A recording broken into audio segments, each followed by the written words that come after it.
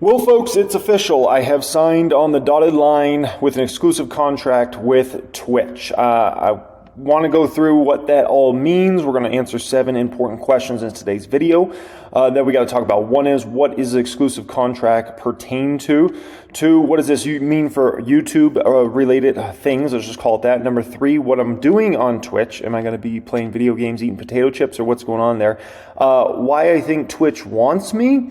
The 5th thing we're going to talk about is, am I excited for going on Twitch, or am I only doing it for the money? We'll speak about that. Number 6 thing, do I think I'll even be successful on Twitch? And the 7th thing is, how much are they paying me? So in regards to those, okay, and first off, I want to thank everybody, obviously, for supporting here on YouTube over the years, because without that, I can tell you, certainly this wouldn't have happened if it wasn't for that. Let's call it that, okay? So what does this exclusive contract pertain to, okay? Well, this exclusive contract basically pertains to an exclusive relationship in terms of live streaming. Now, the beautiful thing for me is I never live stream. I never live stream on YouTube. Like, when's the last time I live stream on YouTube? Like 2017 or something? I don't do that. And so the beautiful thing with this contract is it's for live streaming. So I'm exclusive on Twitch for doing live streams, but not as far as everything else, what does this mean for YouTube? I can still do all my normal YouTube content as I've always done. So the reaction channel, Jeremy Lefebvre makes money, right? Obviously this channel, it literally changes nothing for me in relation to the content I post for you guys almost on a daily basis here. So yeah, that's the beautiful thing with this contract is, the thing that is exclusive, really, I don't care about. And by the way, why don't I live stream on YouTube? Let me address that. I believe, this is just a conspiracy theory I have, okay? My conspiracy theory is that when you live stream on YouTube, it hurts you in the algorithm, okay? And I think it has something to do with, in a live stream, you're on there for an hour, hour and a half. There's people coming in, people coming out, people coming and going, right? And I think it hurts your actual video views. Now, YouTube would push back against that and say, no, YouTube says no to a lot of things. And at the end of the day, I'm convinced that if you live stream on YouTube, it hurts your other videos on your channel. That's just what I saw back in the day when I tested it out. And I don't know. Okay, that's just my little hunch in regards to this. So it's not that I hate live streaming. It's just, why would I live stream to mess up the algorithm for me? That doesn't make any dang sense, okay? What am I going to do on Twitch? So basically what I'm doing on there, and I've done a couple weeks of testing, is basically I'm testing a concept. It's kind of like market close. So basically I run through everything that's going on in the market, news, my opinions on everything that's going on in the market on that given day. It's about an hour and 15 minutes to an hour and 30 minutes long. Now, it's going to be really exciting now that we're going into earnings season, because obviously in the 30 minutes when the market closes, you get all those gauntlet of earnings. And so I'm going to be able to go over all the different earnings reports live and look at the income statements and all those sorts of things. So it should be actually pretty freaking exciting. And obviously this week we're about to start getting into earnings season, so it should be pretty phenomenal. I start the show about 12 o'clock Pacific time, and then wrap it up around, usually between 1:15 and 1:30. I might go a little bit longer for some of the days that we got just like a crazy amount of earnings, which is certainly going to be over the next few weeks. By the way, if you're wondering the channel name, it's called Jeremy Makes Money. Like Jeremy Makes Money. I'll probably put it as a pinned comment down there or something if you want to follow or subscribe to me over there on Twitch and watch those. So that's what I'm up to, running through different companies, running through all the news that's going on, moves, things I'm looking at. I even did some actual buying on, I think it was Thursday's Twitch while I was on there. So all those sorts of things. Why do I think Twitch wants me? This is my opinion, right? So I think Twitch wants me. So Twitch has a problem. I'll be honest with you guys. If Twitch has some problems. One is they're facing competition from a couple other companies, from what I'm hearing, Kick and Rumble. And it's stiff competition. And the thing that you got to understand about Twitch, they're owned by Amazon.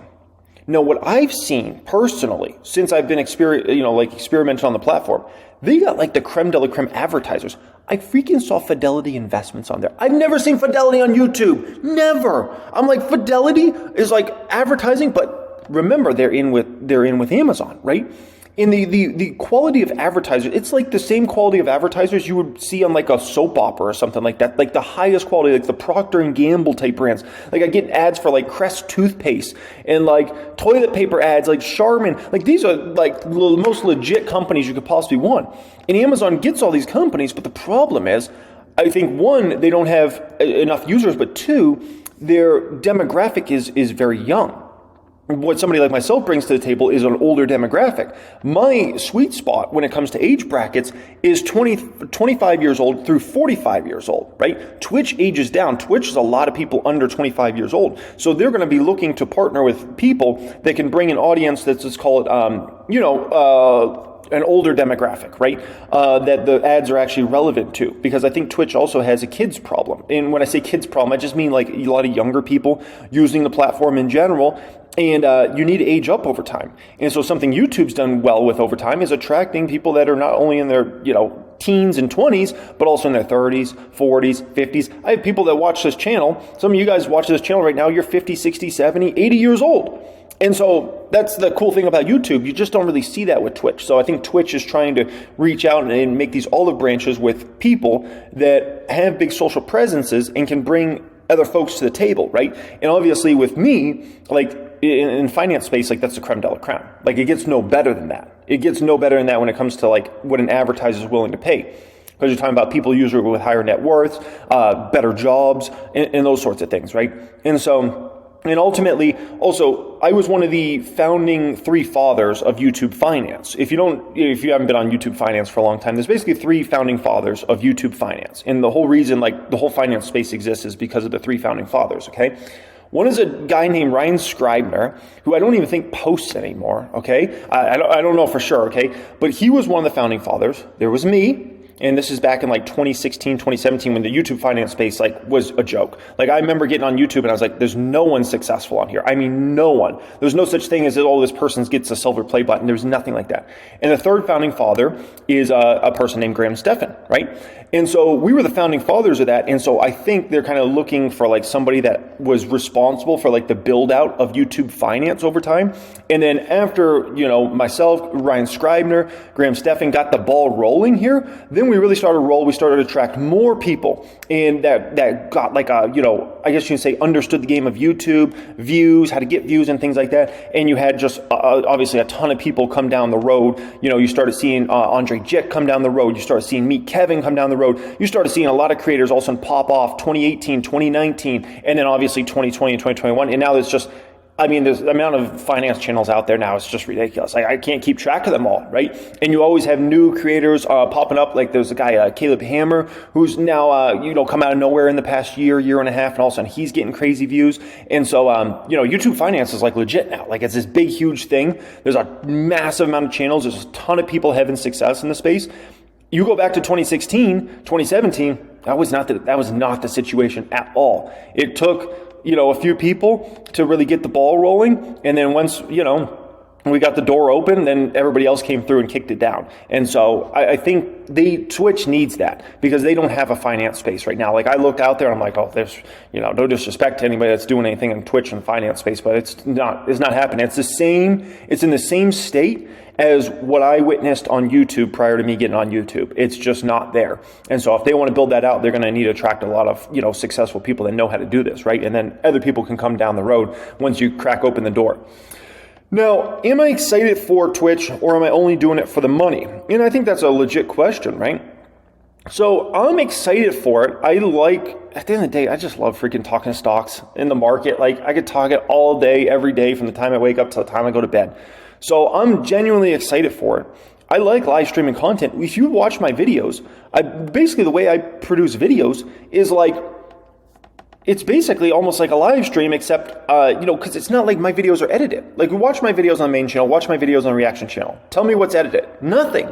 I record one take, that's it, and I upload it right away, right? And I just vibing, just going along, boom, boom, boom, here's my point, and it's just smooth, and it's just out, right? So, for me, that is very similar to like a live stream like Twitch, right? And just kind of producing that content. Obviously, Twitch live streams are longer, so you might have longer pauses in there, or, you know, you're loading pages and things like that. So there's more downtime than certainly like producing a YouTube video, but it definitely is right up my alley. I get to see a lot of folks, especially, you know, folks that like to really edit their videos and like it's got to be, you know, a certain way and it's got to be boom, boom, boom, boom, boom, and, you know, cut here and do. I can understand a lot of those folks not wanting to do Twitch and not being interested in it. And so I completely understand. Just for me, it's actually an easy transition. So I'm genuinely excited about it. And also, you know, I've always felt a little victim to, you know, just being successful on YouTube, and like, I have a pretty good Instagram following. I think like 80 something thousand people follow me on Instagram. Appreciate everybody that follows me on Instagram. But I've always felt like, okay, you know, YouTube, I've had all the success that I could have won, but it just feels like I need to build something outside of just YouTube, right? And so I'm excited from just that angle of like, maybe I could build a good audience, hopefully over time, on Twitch as well, right? Which is, you know, I think something that would be helpful.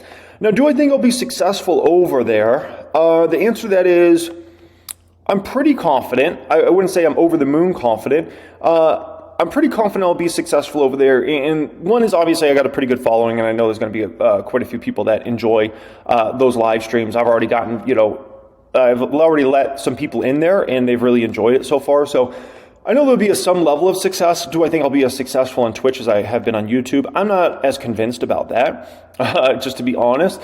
One is YouTube just has a lot more people on it, just to be quite frank. A lot more people looking for finance-related content because we've built up the platform over the last, you know, 7-8 years or whatever, right, into this big thing. And so, I don't know, man. I think I'll be successful, but I definitely don't think I'll be as successful on Twitch as I have been on YouTube, right? So that's kind of my stance over there, especially if it ages young, and we'll find out over time. Is it really that young of a demographic? One of the other things I think is pretty cool with me is I can bring my audience to the game, right?